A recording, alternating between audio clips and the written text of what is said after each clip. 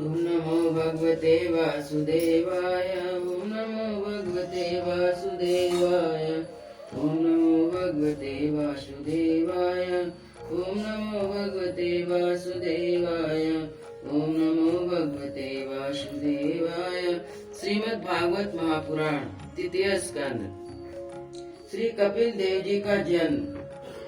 श्री मैत्रेय जी कहते हैं कि उत्तम गुणों से सुशोभित मनु कुमारी देवती ने जब ऐसे वैराग्य बातें कही, तब कृपालु कर्दम मुनि को भगवान विष्णु के कथन का स्मरण हुआ आया और उन्होंने उससे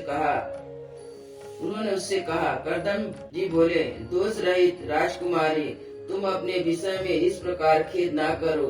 तुम्हारे गर्भ में अविनाशी भगवान विष्णु शीघ्र ही पधारेंगे।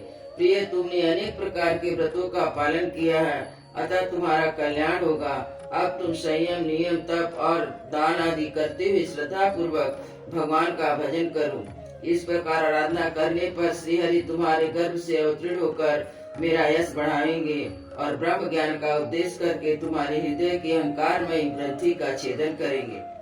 श्री मैत्रेय जी कहते हैं, विदुर जी, प्रजापति कर्दम के आदेश में गौरव बुद्धि होने से देवती ने उस पर पूर्ण विश्वास किया और वह निर्विकार सतगुरु जगत गुरु भगवान श्री पुरुषोत्तम की आराधना करने लगी। इस प्रकार बहुत समय बीत जाने पर भगवान मधुसूदन कर्दम जी के वीर का आश्रय लेकर उसके घर में इस प्रकार प्रकट हुए जैसे काष्ठ में से अग्नि। उस समय आकाश में मेघ जल बरसाते हुए गरज गरज कर बाजे बजाने लगे, गंधर्वगण गान करने लगे, अप्सराएं आनंदित होकर नाचने लगी, आकाश से देवताओं के बरसाए हुए दीप पुष्पों की वर्षा होने लगी, सब दिशाओं में आनंद छा गया, जलाशयों का जल निर्मल हो गया, सभी जीवों का मन प्रसन्न हो गया। इसी समय सरस्वती नदी से घिरे हुए कर्दम जी के उस आश्रम में मरीचि आदि मुनियों के सहित ब्रह्मा जी आए।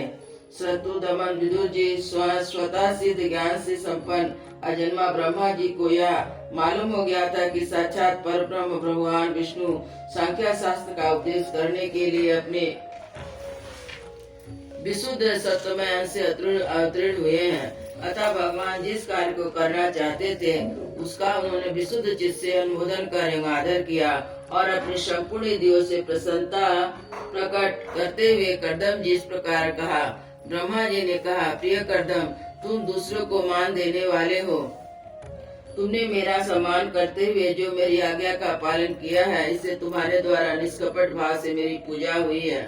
पुत्रों को अपने पिता की सबसे बड़ी सेवा यही करनी चाहिए कि जो आज्ञा ऐसा कहकर आदर पूर्वक उनका आदेश को स्वीकार करे।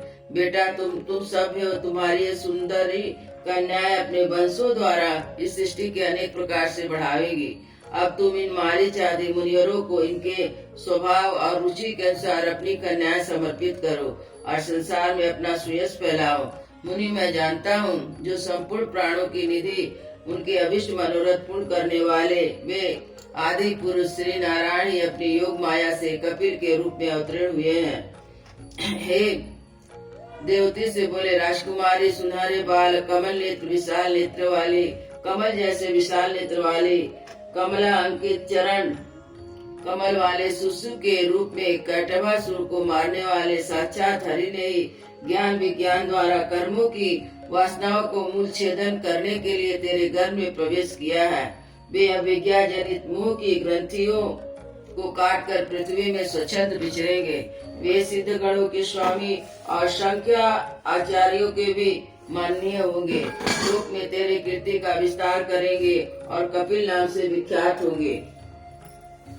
मैत्रेय जी कहते हैं, विदुर जी, जगत की सृष्टि करने वाले ब्रह्मा जी इन दोनों को इस प्रकार आश्वासन देकर नारद और सनकादिक को साथ लेकर हंस पर चढ़कर ब्रह्मलोक को चले गए। ब्रह्मा जी के चले जाने पर कर्दम जी उनके आज्ञा अनुसार मरीचि आदि प्रजापति के साथ अपनी कन्याओं का विधि पूर्वक विवाह कर दिया। उन्होंने अपनी कला नाम की कन्या मारीचि को, अनुसुईया को, अत्रि को और श्रद्धा को, अंगिकार को और हवीर को पुलस को समर्पित की। पुलस को उनके अनुरूप गति नाम की कन्या दी। क्रतु के साथ परम साध्वी क्रिया का विवाह किया। भृंगी जी को ख्याति और वशिष्ठ जी को अरुंधति समर्पित की। अथवा अथवा ऋषि को शांति नाम की कन्या दी, जिससे यह कर्म का विस्तार किया जाता है। करदम जी ने उन विवाहित ऋषियों का उनकी पत्नियों सहित खूब सत्कार किया। विदुर जी इस प्रकार विवाह हो जाने पर वे सब ऋषि करदम जी की आज्ञा दे अति आनंद पूर्वक अपने अपने आश्रम को चले गए। करदम जी ने देखा कि उनके यहाँ साक्षात देवादि श्री हरि ने अवतार लिया है। वे एकांत में उनके पास गए, उन्हें प्रणाम करके इस प्रकार कहने लगे, अहो आपने पाप कर्मों के कारण इस दुख में संसार में नाना प्रकार से पीड़ित हुए पुरुषों पर देवगण तो बहुत काल बीतने पर प्रसन्न होते हैं, किंतु जिनके स्वरूप को योगी जन अनेक जन्मों के साधन से शुद्ध हुए सुदृढ़ समाधि द्वारा एकांत में देखने का प्रयत्न करते हैं, अपने भक्तों की रक्षा करने वाले वे हरि हम विषय लोलुप के द्वारा होने वाले अपनी अवज्ञा का कुछ भी विचार न कर करके आज हमारे घर अवतरण हुए हैं। आप वास्तव में अपने भक्तों का मान बढ़ाने वाले हैं। आपने अपने वचनों को सत्य करने और सांख्य योग का उपदेश करने के लिए हमारे यहाँ अवतार लिया है। भगवान आप प्राकृत रूप से रहित है। आपके जो चतुर्भुज आदि अलौकिक रूप है वही आपके योग्य है, तथा जो मनुष्य सदृश रूप आपके भक्तों को प्रिय लगते हुए भी आपको रुचिकर प्रतीत होते हैं। आपका पाद पीठ तत्व ज्ञान की इच्छा से विद्वानों द्वारा सर्वदा वंदनीय है, तथा आप ईश्वर वैराग यश ज्ञान वीर यशी इन छह ईश्वर से पुण्य है। मैं आपकी शरण में हूँ। भगवान आप पर ब्रह्म है, सारी शक्तियाँ आपके अधीन है।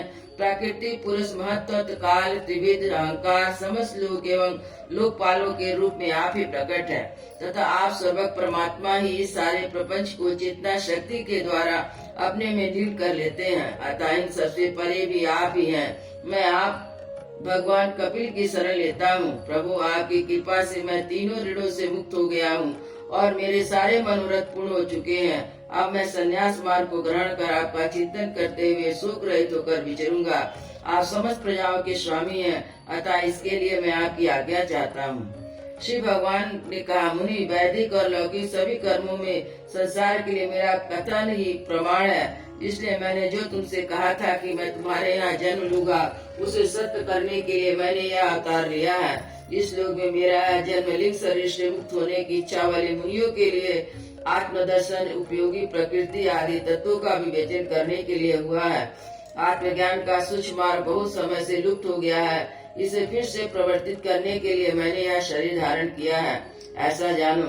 मुनि मैंने आज्ञा देता हूँ, तुम इच्छा अनुसार जाओ और अपने संपूर्ण कर मुझे अर्पण करते हुए दुर्जय मृत्यु को जीत कर मुझ पद प्राप्त करके मेरे लिए भजन करो। मैं स्वयं प्रकाश और संपूर्ण जीवों के अंतकरण में रहने वाला परमात्मा ही हूँ। अतः जब तुम विशुद्ध बुद्धि द्वारा अपने अंतकरण में मेरा साक्षात कर लोगे, तब सब प्रकार के शोकों से छूटकर मोक्ष प्राप्त कर लोगे। माता देवती को भी मैं संपूर्ण कर्मों से छुड़ाने वाले आत्मज्ञान प्रदान करूंगा, जिससे वह संसार रूपी भय से पार हो जाएगी।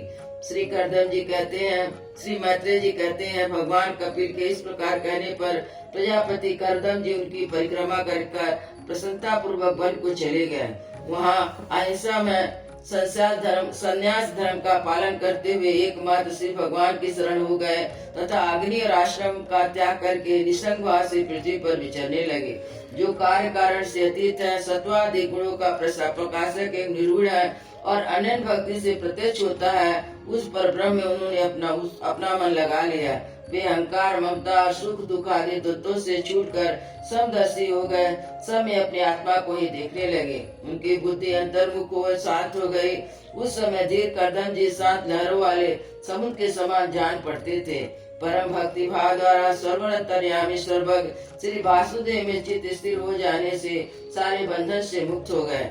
संपूर्ण भूतों में अपने आत्मा श्री भगवान को और संपूर्ण भूतों को आत्म स्वरूप श्री हरि में स्थित देखने लगे। इस प्रकार इच्छा और देश से रहित समस्त संबुद्धि और भगवत भक्ति से संपन्न होकर श्री करदम जी ने भगवान का परम पद प्राप्त कर लिया। अयोध्या श्री राम लला की जय, वृंदावन बिहारी लाल की जय, श्री गुरु महाराज की जय।